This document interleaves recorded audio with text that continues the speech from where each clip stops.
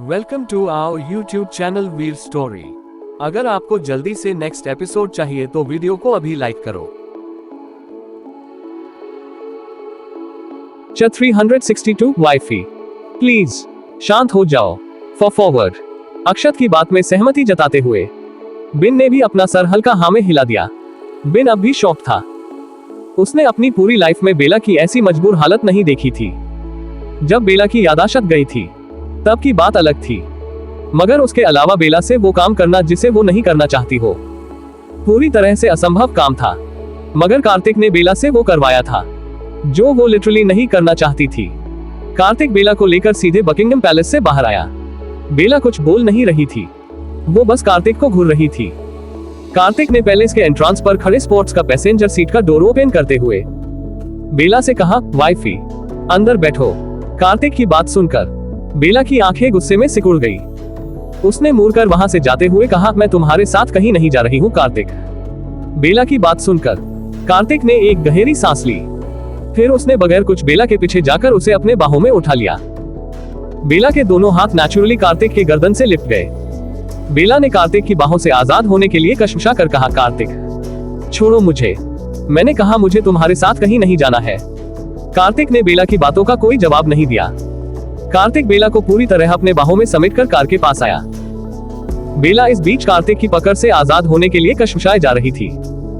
कार्तिक ने बेला को सीधे पैसेंजर सीट पर बिठा दिया और बेला के कुछ रिएक्ट करने से पहले ही उसने कार का डोर लॉक कर दिया। कार्तिक की जबरदस्ती की वजह से बेला का सुंदर चेहरा गुस्से से लाल हो गया। कार्तिक ड्राइविंग सीट पर आया तो बेला उसे जानलेवा नजरों से घूरने लगी। कार्तिक ने बेला की ओर एक नजर देखे बगैर कार स्टार्ट कर दिया। कुछ ही मिनटों बाद उनकी स्पोर्ट्स कार एक फार्म हाउस के बाहर आकर रुकी। कार्तिक ने अब जाकर बेला की ओर देखा। बेला बिना भाव के विंडो से सर टिकाए हुए बैठी हुई थी। उसकी आंखें भी बंद थी। उसका एक हाथ विंडो और उसके नाजुक गाल के बीच दबा हुआ था। उस पोस्टर में बेला किसी खोई और भटकी हुई नाजुक राजकुमारी की तरह दिख रही थी। कार्तिक ने बेला कुछ पल बगैर कुछ कहे गौर से देखा। बेला ने sky blue colour sweetheart neck gown पहन रखा था। उसके काले लंबे सिल्की बाल बन में बंधे हुए थे, जिसके कुछ लट बेला की डेलिकेट नेक और कॉलर बोन को छूते हुए उसे बेहद ही सुंदर और आकर्षक लुक दे रही थी। आज पूरे 2 महीने बाद बेला को खुद में इतने करीब से देखकर और अपने करीब पाकर कार्तिक के अशांत ठंडे दिल को थोड़ा सुकून मिला था। कार्तिक ने अपना हाथ आगे बढ़ाया। फिर उसने अपनी सख्त उंगलियों से बेला के कोमल गालों को छू रहे बालों के लट को कान के पीछे करते हुए धीमी आवाज में पूछा, वाइफी अब भी गुस्सा हो? बेला ने कार्तिक के सवाल का कोई जवाब नहीं दिया।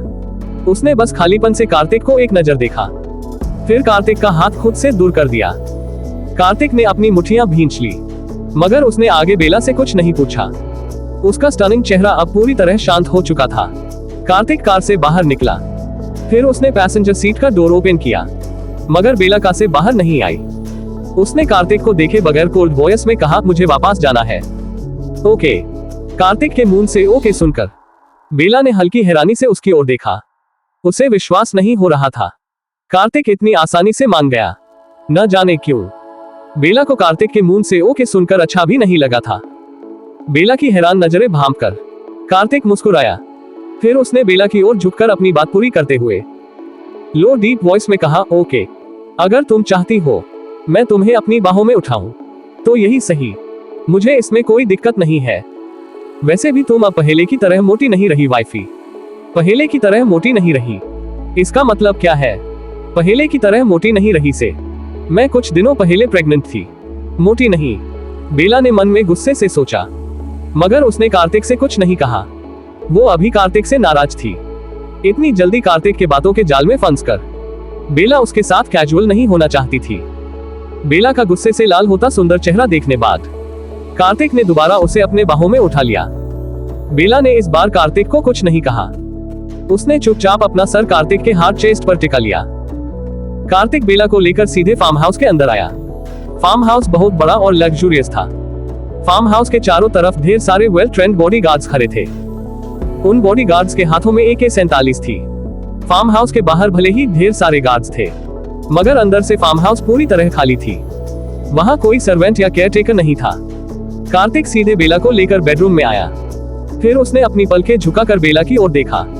बेला अब भी उसे ही घूर रही थी। कार्तिक बेला को लेकर बेड पर बैठ गया। उसने बेला को भी अपने लैप पर बिठा लिया। कार्तिक की पकड़ ढीली होते ही बेला उसके लैप से उठने लगी, मगर कार्तिक ने उसे नहीं उठने दिया। कार्तिक ने बेला को कमर से पकड़कर दोबारा अपने लैप पर बिठा लिया और कहा, वाइफी प्लीज शांत हो जाओ, मैं बस तुमसे बात करना चाहता हूँ, कुछ बातें तुमसे पूछना चाहता हूँ। कार्तिक की आवाज सीरियस थी। उसके मुंह से रे प्लीज वर्ड सुनकर बेला ने उससे दूर जाने की कोशिश करना बंद कर दिया। कार्तिक ने शांत भाव के साथ बेला के बालों में लगा हुआ हेयरपिन एक एक करके निकलते हुए कहा, वाइफी मैं जानता हूँ तुम मुझसे गुस्सा हो, तुम्हारा गुस्सा होना लाजमी भी है, मगर एक बात मैं तुम्हें अभी क्लियर कर दूं, मुझे अपने किए पर बिल्कुल भी पछतावा नहीं है। हाँ, मैंने जो किया वो बिल्कुल गलत था, मगर फिर भी मुझे अपने किए पर कोई भी पछतावा नहीं है। कार्तिक की बात सुनकर बेला ने कुछ पल की खामोशी के बाद बिना भाव के उससे पूछा, कार्तिक तुम मुझे सब कुछ शुरू में बता सकते थे ना, मैंने तुम पर विश्वास करके खुद को तुम्हारे भरोसे छोड़ दिया, मगर तुमने। कार्तिक ने बेला की बात बीच में काटते हुए शांत लहजे में बेला से पूछा, वाइफी सपोज अगर मैं तुम्हें सब कुछ शुरू में बता देता तो क्या तुम रॉकवेव छोड़ देती? कार्तिक का सवाल का बेला ने बगैर किसी हिचक के दृढ़ स्वर में जवाब दिया, नहीं, बिल्कुल भी नहीं। रॉकवेव प्रोफेसर आरके की आखिरी निशानी थी मेरे पास, मैं रॉकवेव खुद से कभी नहीं छोड़ती। बेला का जवाब सुनकर कार्तिक मुस्कुराया, जैसे मानो उसे पहले से ही बेला के इस जवाब की उम्मीद हो। अब तक कार्तिक ने बेला के बालों से सारा हेयर क्लिप निकाल दिया था, जिसकी वजह से बेला के लंबे बाल उसके खुले कंधों पर आ गिरे थे। बेला के बालों से आती मेस्मराइजिंग खुशबू कार्तिक के नाक में घुल रही थी। कार्तिक ने बेला को अपने सीने से लगाते हुए ठंडे लहजे में कहा, वाइफी मैं तुम्हारे भावनाओं की रेस्पेक्ट करता हूँ, मैं जानता हूँ तुम डैड से बहुत अटैच्ड थी, मगर मेरे लिए तुम्हारी भावनाओं से ज्यादा जरूरी तुम हो। मैंने पहले रॉकवेव को बजाय डैड को खोया है, अब तुम्हें खोना मैं अफोर्ड नहीं कर सकता हूँ, किसी भी कीमत में नहीं। अगर बात सिर्फ शाकाल तक सीमित होती तो मैं ऐसा कोई कदम नहीं उठता जो तुम्हें हर्ट करे, मगर बात सिर्फ शाकाल की नहीं है वाइफी, आज हम एक शाकाल को खत्म करेंगे, कल दूसरा पैदा हो जाएगा। जॉर्डन ने जिस वेब को क्रिएट किया है उसे जड़ से खत्म कर पाना मुश्किल नहीं नामुमकिन काम है, इसीलिए मैं तुम्हें हर उन चीजों से दूर रखना चाहता हूँ जो तुम्हें मुझसे दूर करे, हमारे बच्चों के लिए खतरा बने। कार्तिक की बात सुनकर बेला ने अपनी आंखें बंद कर ली, उसका दिल मिक्सड इमोशन से भरा हुआ था। हालांकि बेला जानती थी कार्तिक ने जो किया वो सिर्फ कार्तिक के पॉइंट ऑफ व्यू से ही नहीं बल्कि प्रैक्टिकल पॉइंट ऑफ व्यू से बिल्कुल सही था। वर्षों पहले हुए उस इंफॉर्मेशन लीक के बाद बेला की आइडेंटिटी ऑलरेडी लीक हो गई थी। तरुण ही नहीं कई दूसरे लोगों को पता चल चुका था बेला रिचर्ड ही रॉकवेव की प्रेसिडेंट है। अगर कार्तिक इतने सारे पैतरे खेलकर इतनी सारी सिचुएशंस और हाइप क्रिएट करके बेला को पब्लिकली प्रेसिडेंट की पोजीशन से नहीं हटता तो बेला को तरुण के अलावा कोई दूसरा दुश्मन भी हार्म करता। बेला अगर खुद को प्रोटेक्ट कर भी लेती तो वो लोग रेयांश और आदित्य को हार्म करते। बेला अगर उन दोनों को भी प्रोटेक्ट कर लेती तो वो लोग बेला की family members Charlie, Roy, Akira, Rawat, Sam, बिन सबको बारी बारी से हार्म करते। बेला अगर आखिर में सबको प्रोटेक्ट कर भी लेती तब भी वो लोग किसी ऐसे को हार्म कर देते जिससे बेला को हट हो, जिससे बेला टूट जाए। रॉकवेव के सारे दुश्मन खुले सांड की तरह थे, सिर्फ लोगों को परेशान करने के लिए। अगर शाकाल ने ज़ॉम्बी ड्रग जैसा जानलेवा महामारी पूरी दुनिया में फैला दिया था तो इसी से अंदाजा लगाया जा सकता था वो लोग अगर बेला को बर्बाद करने पर अड़िग हो जाते तो वो सब किस गंदे हाथ तक जाते। बेला भी समझती थी सिचुएशन हाथ से बाहर निकल चुकी थी, इसीलिए कार्तिक ने उसे सब चीजों से दूर कर दिया। मगर सब कुछ जानने और समझने के बावजूद बेला के दिल में एक कशिश थी। बेला को खुद के लिए बुरा लग रहा था। क्यों?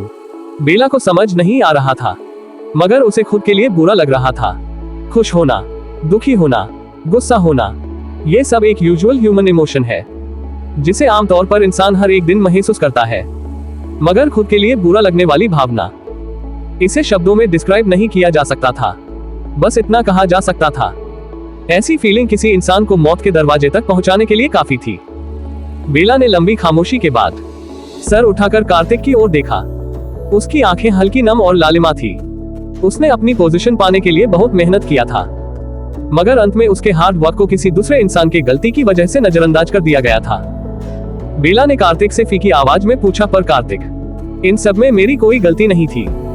इंफॉर्मेशन लीक टेक डिपार्टमेंट के हेड की मिस्टेक की वजह से हुआ था। इसके लिए मैं क्यों पे करूं? मैंने तो सारे प्रोटोकॉल्स, सारे रूल्स फॉलो किए थे। बेला का सवाल सुनकर कार्तिक ने प्यार से उसके फोरहेड पर किस करते हुए कहा, वाइफी, ये सब बस होना ही था। इसमें भले ही तुम्हारी कोई गलती नहीं है, तुम निर्दोष हो, मगर फिर भी कंपनसेट तुम्हें ही करना होगा। ये कुछ ऐसा है जिसके बारे में तुम जितना ज्यादा सोचोगी उतना ही ज्यादा परेशान होगी। इसलिए इन चीजों के बारे में सोचना बंद कर दो। कार्तिक की बात सुनकर बेला ने अपना सर दोबारा कार्तिक के चेस्ट से लगा लिया। कार्तिक जो बोल रहा था उसे बेला ने फील किया था। इन महीनों में बेला जब भी इन बातों के बारे में सोचती थी तब उसे सिर्फ कार्तिक ही नहीं पूरी दुनिया गलत और फरेबी लगने लगती थी। उसे ऐसा महसूस होता था जैसे पूरी दुनिया में कोई भी उसका साथ ना देने वाला हो। ऐसा इसलिए भी था क्योंकि बेला रॉकवेव से बहुत ज्यादा अटैच्ड थी। उसके लिए रॉकवेव सिर्फ एक जिम्मेदारी नहीं बल्कि शरीर के एक ऐसे महत्वपूर्ण हिस्से जैसा था जिसे उसने अचानक खो दिया था, और चुराने वाला इंसान उसका सबसे करीबी था। कार्तिक ने कुछ पल तक बेला को कंसोल करने के लिए उसका पीठ सहलाया। उसका बेला को 2 महीने तक खुद से दूर करने का मोटिव यही था कि बेला खुद से सब कुछ समझ जाए। आगे क्या होगा जानने के लिए टू बी कंटिन्यूड।